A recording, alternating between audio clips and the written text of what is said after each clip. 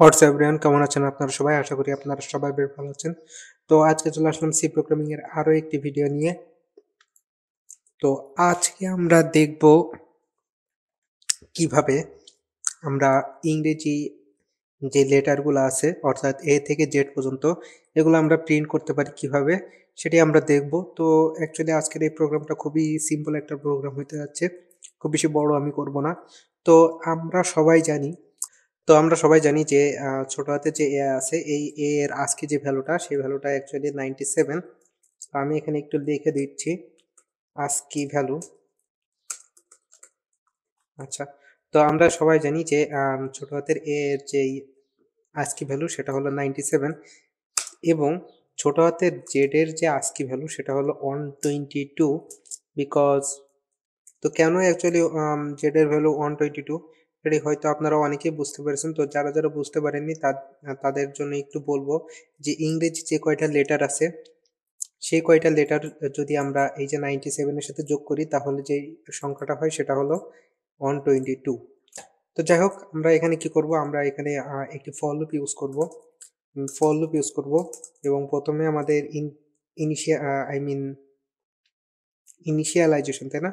For লুপের initialization. তো আমি প্রথমে এর ভ্যালুটা 97 এ ইনিশিয়ালাইজ করব। দেন আমি কি করব, আমি চাচ্ছি যে আমার এই লুপটা চলবে কতক্ষণ পর্যন্ত, যতক্ষণ না পর্যন্ত ভ্যালু হয়ে যায় 122, 123। যতক্ষণ না পর্যন্ত এই ভ্যালুটা আসবে ততক্ষণ পর্যন্ত আমার লুপটা চলবে। এবং আমি কি করব, কে এক এক করে ইনক্রিমেন্ট করব, তাই না? আচ্ছা, তো এখন আমি কি করব, জাস্ট একটি প্রিন্টএফ ফাংশন ইউজ করব এবং প্রিন্টএফ ফাংশন ইউজ করে আমার যেই 97, তো এখন আমি একটি প্রিন্টএফ ফাংশন ইউজ করব। প্রিন্টএফ ফাংশন ইউজ করে আমি জাস্ট কি করব, পার্সেন্টেজ সি দিব এবং এর যে ভ্যালুটা সেই ভ্যালুটা আমি এক এক করে প্রিন্ট করব, রাইট? তো আমি এক কাজ করি, আমি এখানে একটি escape sequence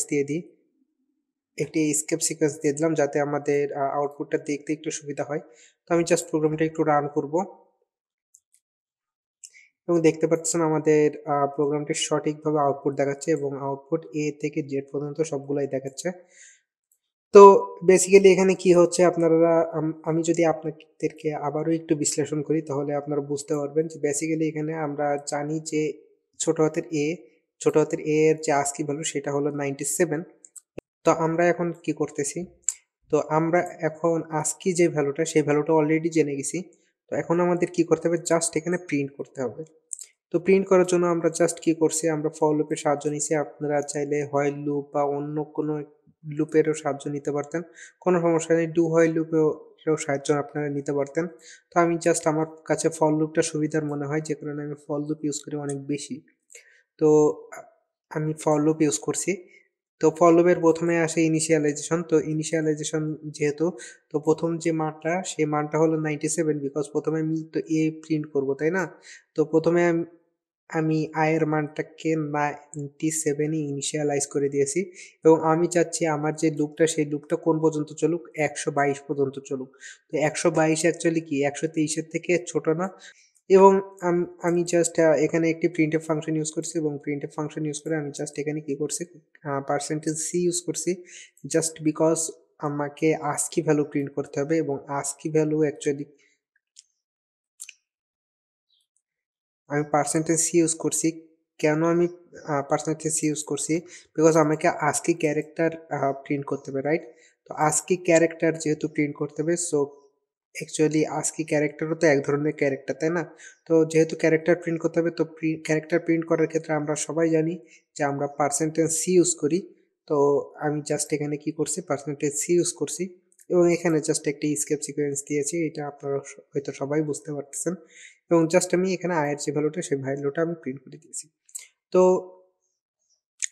ASCII value print করার এটা হলো একটা সহজ একটা উপায়। এছাড়াও আরও একটা উপায় আছে, সেই উপায়টাও আমরা পরবর্তীতে আস্তে আস্তে ডিসকাস করব। তো আজকের প্রোগ্রামটা অ্যাকচুয়ালি এই পর্যন্তই। যদি ভিডিওটি ভালো লেগে থাকে please like, share and subscribe to my channel. So thank you everyone, have a good day.